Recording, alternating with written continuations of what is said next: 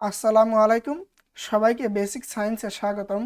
আজকের ক্লাসে আমরা নবম দশম শ্রেণীর সাধারণ গণিতের সেট ও ফাংশনের দাখিল পরীক্ষা 2025 সালের একটি সৃজনশীল প্রশ্ন সমাধান করব। প্রশ্নে এ বি সি তিনটা সেট দেওয়া আছে এবং একটা ফাংশনও দেওয়া আছে। ক নম্বরে বলছে x belongs to N such that x 12 এর গুণনীয়ক এবং 3 এর গুণিতক, এটাকে তালিকা পদ্ধতিতে প্রকাশ করো। তো এটা কিভাবে করবা? ক নম্বরের সাথে উদ্দীপকের কোনো সম্পর্ক নাই, এটা আলাদা একটা প্রশ্ন।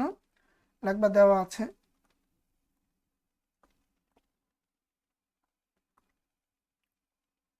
x belongs to n such that x, 12 এর গুণনীয়ক এবং 3 এর গুণিতক।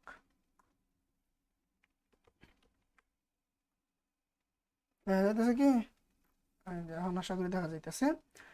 এটা হইল। এখন আমাদের এই 12 এর গুণনীয়ক এবং 3 এর গুণিতকগুলা বের করতে হবে। দেখো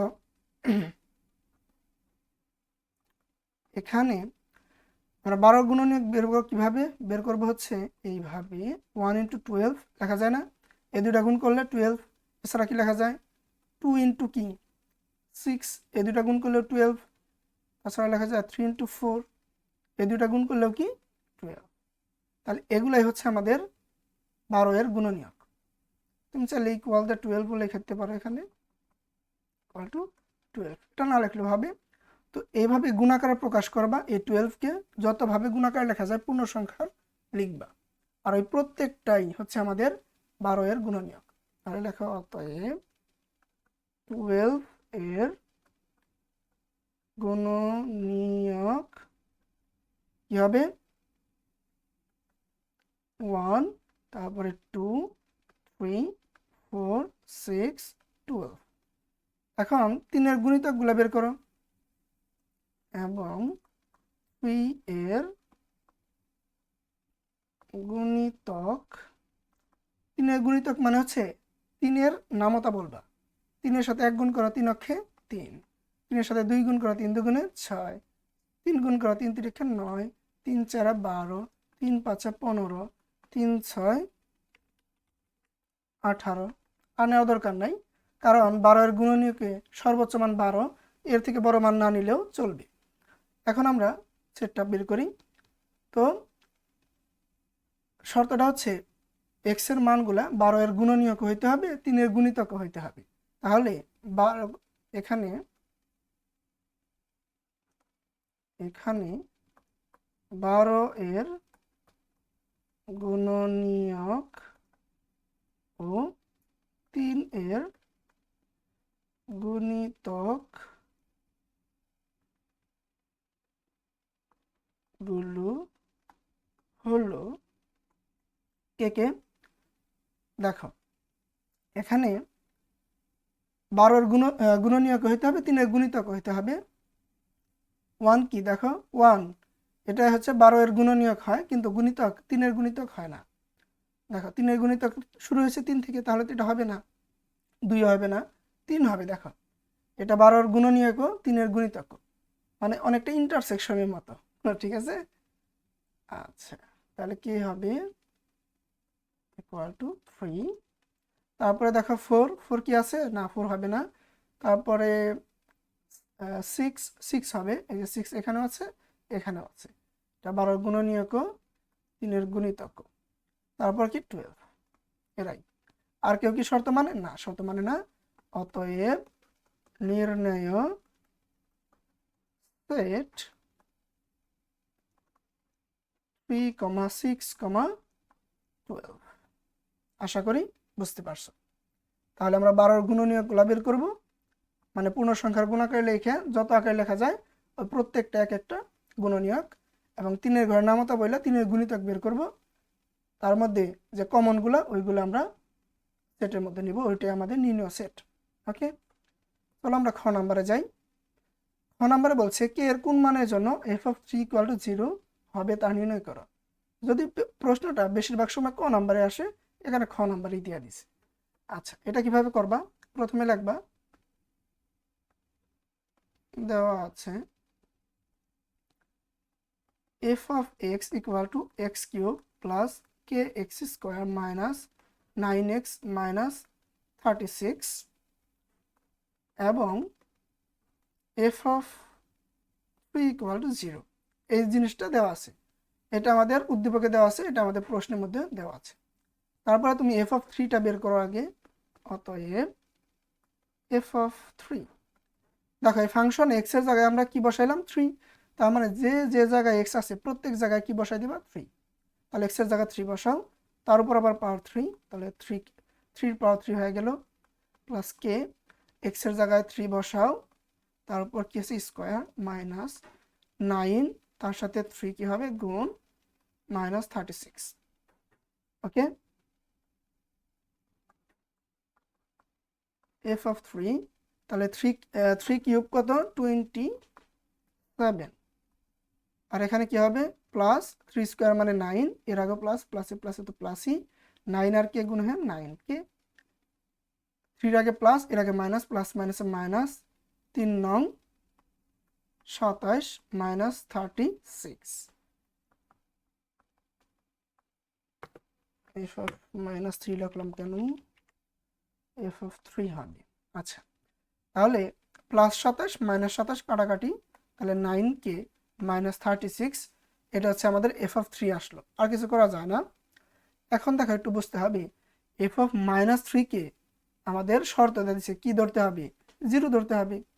তাহলে তুমি এখান থেকে লিখতে পারো শর্ত মতে বা প্রশ্ন মতো লিখতে পারো, কিংবা অতএব দিয়েও লিখতে পারো যে এফ অফ 3 যে মান 9কে মাইনাস 36, এটা 0 লিখবা। কি লিখবা 0, কেন এফ অফ 3কে 0 ধরতে বলছে, আর এফ অফ 3 ইকুয়াল টু কি পাইছো এটাই তো 9কে মাইনাস 36। আচ্ছা, এখন 9কে রাখো এখানে, মাইনাস 36 পক্ষান্তর করে এই পাশে পাঠাও, প্লাস হয়ে যাবে K equal to 36 divided by, যেহেতু 9 গুণাকারে ছিল এই পাশে যা কি করবে ভাগ করবে, তাহলে কে ইকুয়াল টু 4 নং 36, এটা দ্বারা ভাগ করলে কত হবে 4, তাহলে কে এর মান কি 4, তাহলে লেখো অতএব নির্ণয় মান কে ইকুয়াল টু 4। ঠিক আছে, আশা করি বুঝতে পারছো, একদম সহজ ছিল। ফাংশনে শুধু আমরা এফ অফ 3 বসায় ফাংশনের মানটা বের করছি, আর এফ অফ 3কে যেহেতু 0 ধরতে বলছে প্রশ্নে, আমরা 0 ধরে যে ধ্রুবকটা মান বের করতে বলছিল কের মান, ওইটা বের করে দিছি। আশা করি বুঝতে পারছো। চলো আমরা ঘ নম্বরে যাই।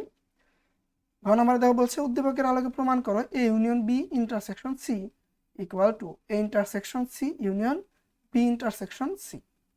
তো এটা করার জন্য দেখো আমাদের এ বি সি এই 3টা সেট তালিকা পদ্ধতিতে প্রকাশ করে নিতে হবে, যার মধ্যে বি আর সি তালিকা পদ্ধতিতেই আছে, আমাদের এ সেটটা বের করে নিতে হবে।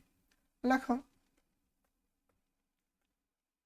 দেওয়া আছে আগে এটা লেখো, A equal to X belongs to N, X কি সংখ্যা মৌলিক সংখ্যা ও এক্স এর মান 5-এর থেকে ছোট, লেস দেন যেহেতু মানে কি 5-এর থেকে ছোট।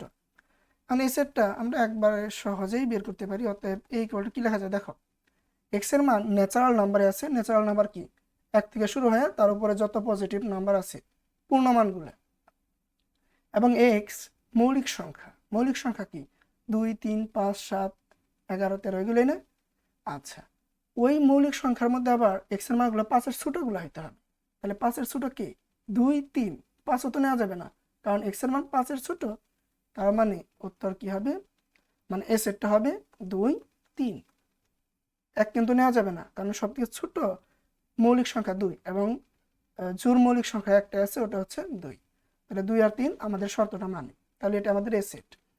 তারপরে লেখো B equal to, B set কি দেওয়া আছে প্রশ্নে, বি হচ্ছে 3 5 এবং সি হচ্ছে 5 7। ওকে, এবার আমরা ধাপে ধাপে প্রমাণ করি। তো এটা প্রমাণ করার জন্য আমরা সর্বপ্রথম এই জিনিসটা মানে A union B A intersection C B intersection C এটা বের করি, তারপরে আমরা এটারে বাম পক্ষ ধরে ডান পক্ষ ধরে সহজে প্রমাণ করতে পারবো। তাহলে প্রথমে এ ইউনিয়ন বি বের করো।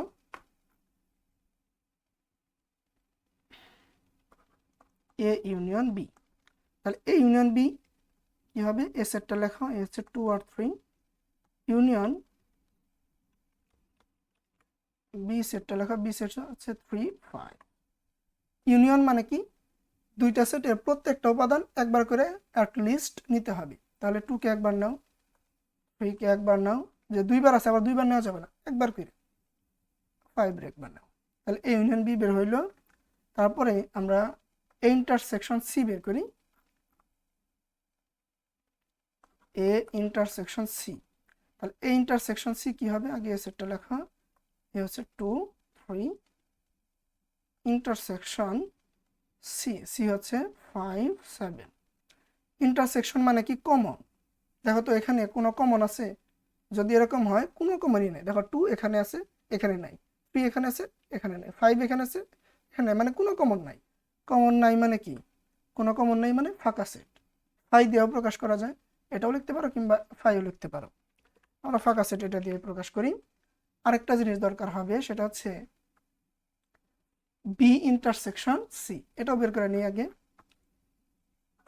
বি ইন্টারসেকশন সি, বি সেটটা কি আমাদের, বি সেট হচ্ছে 3 5 3 5 ইন্টারসেকশন সি, সি হচ্ছে আমাদের 5 7 5 7। আশা করি তোমরা প্রশ্নটা আগে তুলে নিছো, নয়তো কিন্তু আমার মতে যে এটার উপরেই দেখে নিতে হবে। দেখো ইন্টারসেকশন মানে কি, কমন, কমনটা নেও। তাহলে কোনো কমন আছে, ইয়েস কমন আছে 5, দেখো 5 দুই জায়গায় আছে না, তাহলে এটা হচ্ছে আমাদের বি ইন্টারসেকশন সির মান পেয়ে গেলাম। এইবার তুমি লেখো, প্রমাণ করার জন্য বাম পক্ষ ডান পক্ষ আকারে লিখবা। লেখা হচ্ছে লেফট সাইড বা বাম পক্ষ। বাম পক্ষে কি লিখবা, এই যে A union B, B intersection C, A union B, A union B intersection C, intersection তো হইল না, ইন্টারসেকশন সি। তাহলে এ ইউনিয়ন বি কত পাইছো দেখো, এই যে A union B 2 3 5 2 3 5 intersection C, intersection C, সিতে কি পাইছো, সি সেটটা কি, সি হচ্ছে এই যে 5 7 ইন্টারসেকশন 5 7। তাহলে এই দুইটার ইন্টারসেকশন কি হবে, সবগুলো উপাদানরে একবার করে নেও। তাহলে সরি সরি ইন্টারসেকশন মানে কমন উপাদানগুলো নেও। তাহলে 5 কমন আছে, আর কেউ কি কমন আসে, আর কেউ কমন আসে না। তাহলে এটা আমাদের এলএস। এবার আর এস বের করো। আর এস কি, আমাদের প্রশ্নে বাম সাইডে কি, রাইট সাইডে আছে A intersection C union B intersection C. তাহলে A intersection C union union B intersection C. তাহলে আমরা এই ইন্টারসেকশন সি যেন কি বের করছি, এই ইন্টারসেকশন সি বের করছি ফাঁকা সেট। তাহলে লেখো ফাঁকা সেট, তার সাথে union B intersection C. B intersection C কি বের করছে, এই যে বি ইন্টারসেকশন সি হচ্ছে 5। তাহলে লেখো 5। আর ইউনিয়ন মানে কি, ইউনিয়ন মানে হচ্ছে প্রত্যেকটা উপাদান একবার করে নাও। ও এখানকার 5 কোথায় গেল, আচ্ছা বি ইন্টারসেকশন সি হচ্ছে 5। আচ্ছা তাহলে প্রত্যেকটা উপাদান মানে কি, এখানে তো কোনো উপাদানই নাই, এখানে একটা উপাদান আছে, তার মানে এই একটা উপাদানই নিতে হবে। তাহলে দেখো এল এস আর এস বা বাম পক্ষ ডান পক্ষ সমান আসলো, ইয়েস সমান আসছে। এবার কি করবা, পুরো প্রশ্নটা তুইলে লেখা দিবা, দেখানো হলো। ঠিক আছে, দেখো A union B intersection C লেখাই দিই আমি। অতএব A union B intersection C, A union B intersection C equal to, এই যে এটা A union B intersection C equal to কি, প্রশ্নে যেটা আছে না, equal to A intersection C union B intersection C. তারপরে ব্র্যাকেটে লিখবা দেখানো হলো। ওকে, একদম সহজ কিন্তু ছিল, তাই না?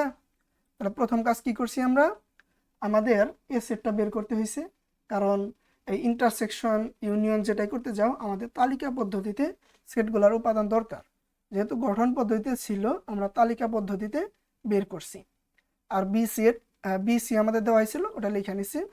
সেখান থেকে আমরা একটুকে ভাঙে ভেঙে নিছি। আমরা প্রথমে এই মানটা বের করছি, এই মানটা বের করছি, এই মানটা বের করছি। পরে আমরা এল এস দিয়ে এটা লিখে এ ইউনিয়ন বি, তার সাথে ইন্টারসেকশন করেছি সি। ওটা করে আমরা কি পাইছি, 5 পেয়েছি। আর এসেও কি হয়েছে, এই যে দুইটা মান পাইছিলাম আমরা, এ ইন্টারসেকশন সি এবং বি ইন্টারসেকশন সি করে এদের কি করে দিচ্ছি, ইউনিয়ন করে দিচ্ছি। কত পেয়ে গেলাম, 5 পেয়ে গেছি। এখান থেকে আমরা বলে দিতে পারি L S equal to R S, মানে এটা ইকুয়াল টু এটা। প্রশ্নই লেখা লেখবা যে দেখানো হলো। আশা করি তোমরা এই সৃজনশীলটা একদম সহজে এবং সুন্দরভাবে বুঝতে পারছো। তোমাদের সাথে দেখা হবে পরবর্তী ক্লাসে। ধন্যবাদ। আল্লাহ হাফেজ।